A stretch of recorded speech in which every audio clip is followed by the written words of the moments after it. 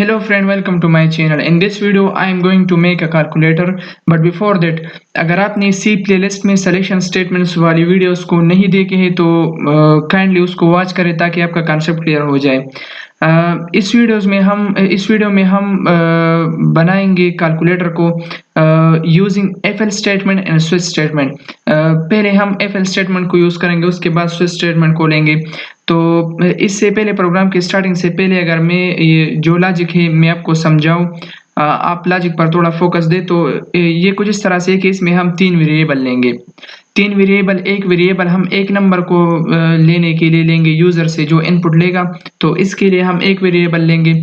फिर यूज़र से दूसरा नंबर लेगा तो इसके लिए हम दूसरा वेरिएबल लेंगे। फिर इसके अलावा अगर आप इन दोनों वेरिएबल्स का जो सम आएगा, मल्टीप्लिकेशन आएगा, डिवीजन या हमारे पास सब्ट्रैक्शन आता है, तो अगर उसको आप स्टोर करना चाहते हैं एक तीसरी वेरिएबल में और उसको आप प्रिंट करना चाहते हैं तो आप इस तरह भी कर सकते हैं, या आप इन दोनों नंबर को ऐड करें और डायरेक्ट इसको प्रिंट भी कर सकते हैं।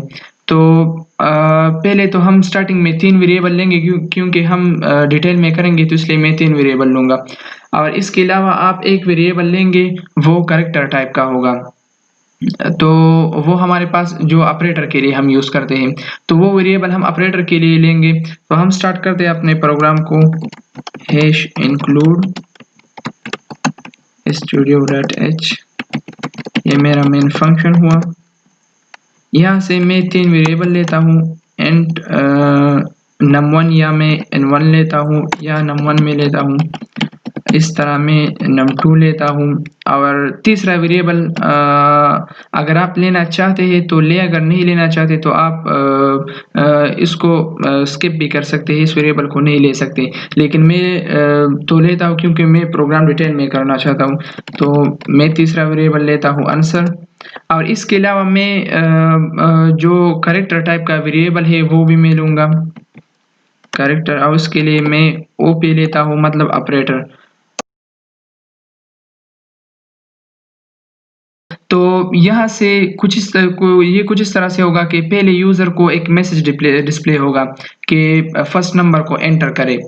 प्रिंटफ के थ्रू हम उसको डिस्प्ले करना चाहते हैं, तो या मैं डायरेक्ट पुट्स लेता हूँ प्रिंटफ के जगह। तो इस तरह होगा कि मेन न्यू लाइन वहाँ मुझे देना नहीं पड़ेगा प्रिंटफ में, तो मैं पुट्स लेता हूँ और मैं यहाँ यूज़र को मैसेज देना चाहता हूँ कि एंटर द फर्स्ट नंबर। फिर यहाँ स्कैनफ मेरा आएगा और स्कैनफ के अंदर मैं लूँगा %d, फॉर्मेट स्पेसिफायर मेरा हुआ, ये एड्रेस ऑपरेटर, और ये मेरा num1 हो जाएगा। तो ये इस तरह से होगा कि ये पहले यूज़र को एक मैसेज डिस्प्ले करेगा, फिर उसके बाद यूज़र उसको नंबर देगा, ये स्कैनफ जो मैंने लिया है। फिर इसके बाद यहाँ अब मैं यूज़र को ये मैसेज भी डिस्प्ले करूँगा कि वो यहाँ क्या करे, ऑपरेटर को इनपुट में दे दे सिस्टम को। तो मैं प्रिंटफ लेता हूँ और ऑपरेटर, और यहाँ से मैं स्कैनफ, ये मेरा फॉर्मेट स्पेसिफायर कैरेक्टर के लिए, और ये एड्रेस ऑपरेटर ओपी। यहाँ ये इस तरह से होगा कि अगर जो मैंने लिया है फॉर्मेट स्पेसिफायर कैरेक्टर के लिए, तो अगर यहाँ इससे पहले स्टेटमेंट्स मौजूद है जिस तरह पुट्स और स्कैनफ है, तो फिर यहाँ डबल कोटेशन और फॉर्मेट स्पेसिफायर में हम स्पेस देंगे तब ये काम करेगा। अगर हम स्पेस नहीं देते हैं तो फिर ये वर्क नहीं करेगा, ये इस स्टेप को स्किप करेगा और फिर डायरेक्ट ये यूज़र से सेकंड नंबर लेगा, और इसके दरम्यान जो ऑपरेटर है वो यूज़र से नहीं लेगा।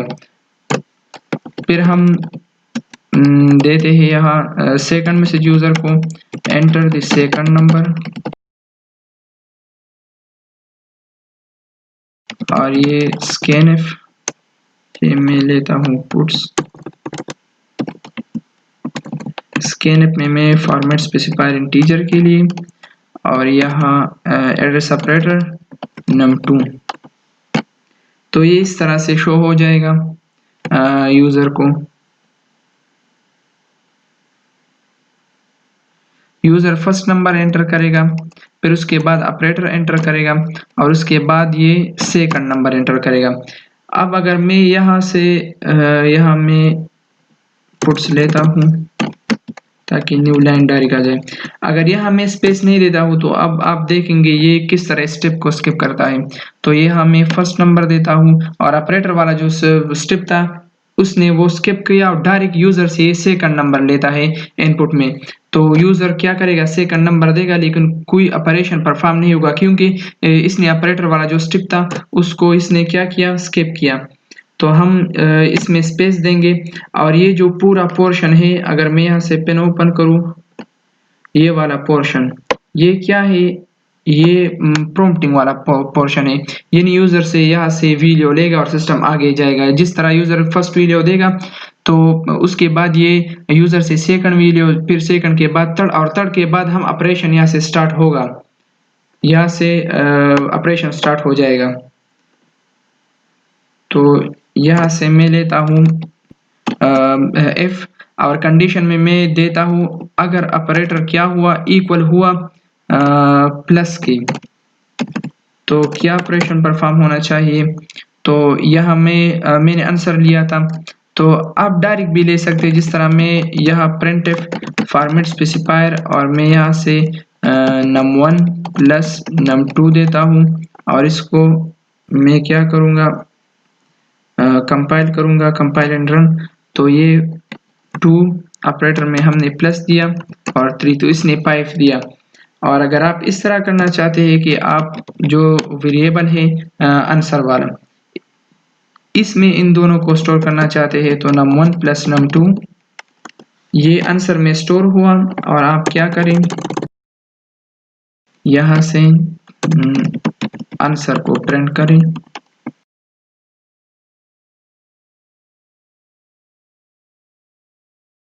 तो अब ये क्या आ जाएगा, 2 प्लस 3 तो आपको ये 5 देगा।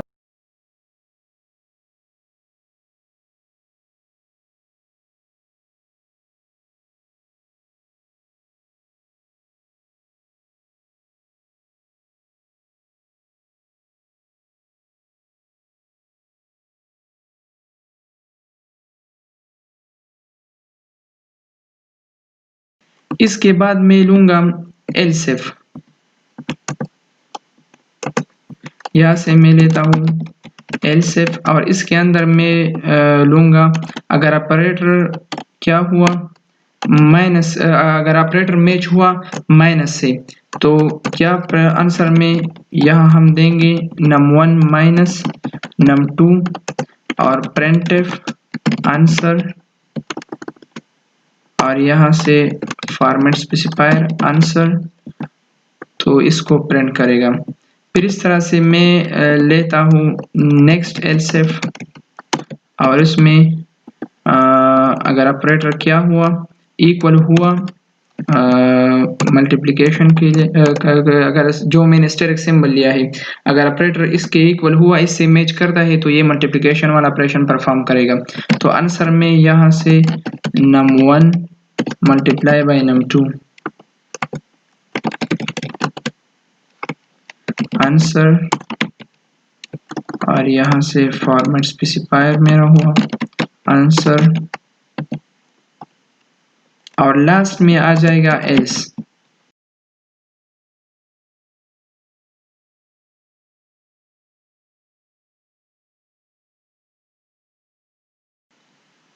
तो यहाँ से इसकी बॉडी में आंसर और ये हुआ num1 divided by num2 printf answer और फॉर्मेट स्पेसिफायर मेरा हुआ और यहाँ से आंसर और ये हुआ मेरा प्रोग्राम कंप्लीट। तो इसमें यूज़र फर्स्ट नंबर एंटर करेगा, फिर ऑपरेटर एंटर करेगा, पहले हमने प्लस किया तो अब माइनस कर दे और फिर नेक्स्ट नंबर यूज़र एंटर करेगा तो आंसर में आपको 1 मिल जाएगा। इस तरह से अगर आप मल्टीप्लिकेशन करना चाहते हैं तो 3 ये मेरा हुआ, ये ऑपरेटर हुआ स्टार, ये 4 हुआ तो आपको मल्टीप्लिकेशन भी मिल जाएगा। आपको डिवीजन करना है तो डिवीजन भी आप कर सकते हैं इसमें और ये मेरा हो जाएगा 5 अब इसकी वर्किंग क्या है, ये किस तरह से काम करता है, ये पूरा प्रोसेस किस तरह से सिस्टम परफॉर्म करता है। तो ये कुछ इस तरह से है कि अगर आप जिस तरह यूज़र फर्स्ट नंबर देगा तो इसके बाद सिस्टम यूज़र से इनपुट लेने के लिए सिस्टम यूज़र से इनपुट लेगा और यूज़र इसमें जो भी ऑपरेटर देगा। फॉर एग्जांपल यहाँ से मैं इस तरह कर सकता हूँ कि ये मैं यहाँ से हटाता हूँ 1 करता हूँ और ये मैं यहाँ से 2, ये मेरा हुआ 3। यानी अगर आप स्कैनफ में प्लस देंगे तो वो क्या करेगा, उस प्लस को, वो प्लस इस ऑपरेटर में सेव हुआ ना, स्टोर है, तो यहाँ पहले हमारा प्लस था तो वो इसके साथ क्या हो जाएगा, मैच हो जाएगा। अगर दोनों की मैचिंग होती है यानी ये कंडीशन ट्रू हुआ तो ये वाला ब्लॉक क्या हो जाएगा, ये वाला ब्लॉक क्या हो जाएगा, एग्जीक्यूट हो जाएगा। अगर इस तरह से हम माइनस लेते हैं तो फिर नेक्स्ट वाला ब्लॉक एग्जीक्यूट होगा, लेकिन हम इसको नंबर के थ्रू कर रहे हैं तो ये मैंने नंबर्स दिए इसमें, कुछ इस तरह से होगा। और यहाँ से हम इस तरह भी कर सकते हैं, देखें यहाँ मेरा ऑपरेटर हुआ ना, तो इसको मैं ले जाता हूँ टॉप पर, यहाँ इस मैसेज को मैं यहाँ से हटाता हूँ और क्या मैं चाहता हूँ कि यूज़र को ये मैसेज शो हो जाए कि फॉर एडिशन प्रेस 1, इस तरह फॉर सब्ट्रैक्शन प्रेस 2, इसके बाद फॉर मल्टीप्लिकेशन प्रेस 3, उसके बाद फॉर डिवीजन प्रेस 4। तो ये क्या करेगा, यूज़र को ये मैसेज शो हो जाएंगे स्क्रीन पर। उसके बाद यूज़र अगर 1 प्रेस करता है तो इसका मतलब होगा एडिशन। जिस तरह मैंने आपको कहा अगर आप प्लस देते हैं तो प्लस क्या हो जाएगा, जो ये वाला कंडीशन था एफ का, इसके साथ प्लस मैच हुआ था और ये वाला ब्लॉक जो था स्टेटमेंट्स का ये एग्जीक्यूट हुआ था। अब यहाँ हमारे पास 1 है तो जैसे ही यूज़र 1 देगा तो 1 का मतलब हो जाएगा डायरेक्ट एडिशन। तो ये एफ वाला जो कंडीशन है ये, तो इसके साथ 1 क्या हो जाएगा, मैच हो जाएगा, क्योंकि ऑपरेटर में अब हमारे पास 1 स्टोर है। तो 1 के साथ जब इसकी मैचिंग हो जाएगी तो ये वाला ब्लॉक एग्जीक्यूट हो जाएगा। इस तरह अगर यूज़र 2 देता है तो फिर सब्ट्रैक्शन पे आ जाता है, फिर मल्टीप्लिकेशन पे 3 और इस तरह डिवीजन पे 4 आ जाता है। तो अगर यहाँ से मैं अब 1 देता हूँ तो जो 1 है तो अब इस ऑपरेटर में 1 स्टोर हुआ तो ये क्या करेगा, 1 को प्रिंट करेगा, क्योंकि अगर मैं यहाँ से 1 देता हूँ 2 3 4 तो वो इस ऑपरेटर में अगर मैं 1 देता हूँ तो ऑपरेटर में 1 स्टोर हो जाएगा। तो इस 1 को इस 1 के साथ ये क्या करेगा, मैच करेगा, कंपेयर करेगा। अगर मैचिंग हो रही है तो फिर ये वाला ब्लॉक जो है ये क्या हो जाएगा, एग्जीक्यूट हो जाएगा। करेक्टर ये फॉर्मेट स्पेसिफायर ये मैं डी करूंगा क्योंकि अब इंटीजर है। तो अगर यहाँ से मैं 1 देता हूँ तो 2 प्लस, सॉरी, ये यहाँ से मैं देता हूँ 2 3 प्लस 4, ये सॉरी मैंने सब्ट्रैक्शन के लिए दिया था। तो 3 और 4 तो ये क्या हुआ, -1 हुआ। इस तरह अगर मैं एडिशन के लिए देता हूँ 1 2 प्लस 2 तो ये 4। इस तरह मल्टीप्लिकेशन के लिए अगर आप देते हैं 3 और 4 मल्टीप्लाई बाई 5 तो ये मेरा 20 आंसर में आया। इस तरह डिवीजन के लिए भी मैं देता हूँ 4 और डायरेक्ट में 4 डिवाइडेड बाई 4 तो ये 1 आया। तो इस तरह से ये वर्क करता है हमारा प्रोग्राम। तो ये तो था एफ एल स्टेटमेंट के थ्रू हमने ये प्रोग्राम क्या किया, बनाया। इसके बाद जो हमारा अब नेक्स्ट प्रोग्राम है वो स्विच स्टेटमेंट पर है कि हम स्विच स्टेटमेंट में कैलकुलेटर को किस तरह से बना सकते हैं। अब हम कैलकुलेटर को बनाएंगे यूजिंग स्विच स्टेटमेंट। तो यहाँ से मैं लेता हूँ स्विच कीवर्ड और इसकी जो एक्सप्रेशन में मैं देता हूँ वेरिएबल ऑपरेटर और ये हुआ केस 1। और ये याद रखना है कि यहाँ केस 1 के बाद कॉलन देना है, सेमीकोलन नहीं, क्योंकि सेमीकोलन स्टेटमेंट टर्मिनेटर होता है, एक स्टेटमेंट खत्म होता है तो उसके बाद हम सेमीकोलन लगाते हैं। यहाँ हम कॉलन लगाएंगे, फिर यहाँ हो जाएगा answer num1 plus num2 printf format specifier answer.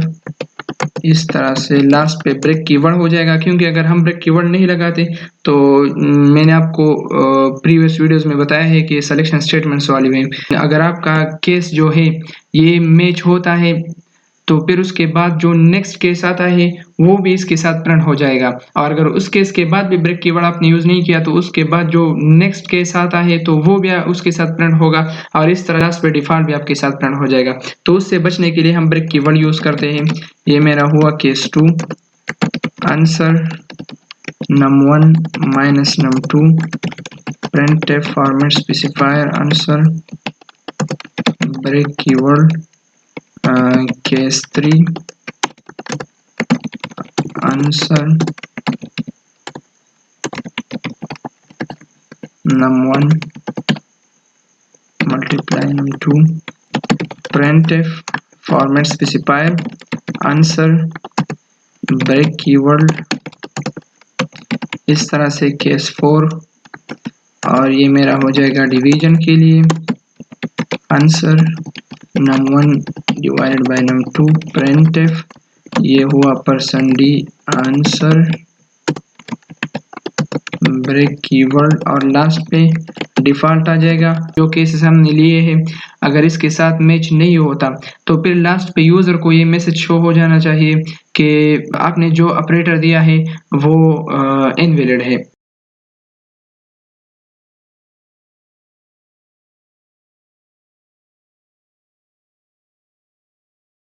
तो ये कंपाइल एंड रन। यहाँ से मैं एडिशन के लिए मैंने 1 दिया।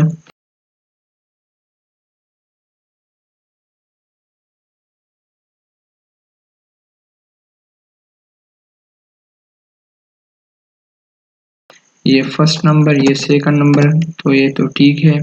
इस तरह मैंने सब्ट्रैक्शन के लिए दिया।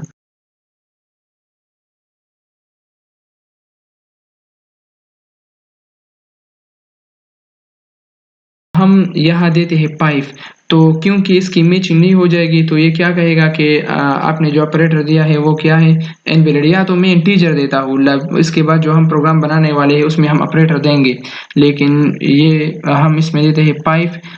चूंकि 5 हमने केसेस हमारे पास अब 4 तक है और केस 5 नहीं है, तो इसलिए ये डिफ़ॉल्ट वाला मैसेज जो हमने दिया था वहाँ वो शो करेगा। तो 5 यहाँ से मैं देता हूँ 3 और 4, तो ऑपरेटर इज इनकरेक्ट। अगर आप इसको ऑपरेटर पे करना चाहते हैं तो वही जिस तरह हमने किया था वो एफएल स्टेटमेंट में, उसमें जो हमने कैलकुलेटर बनाया था, तो उसी तरह ही आप उसी तरह आप करें। ये मेरा केस 3 के लिए हो जाएगा मल्टीप्लिकेशन, केस 4 के लिए हुआ डिवीजन, और ये नीचे डिफ़ॉल्ट।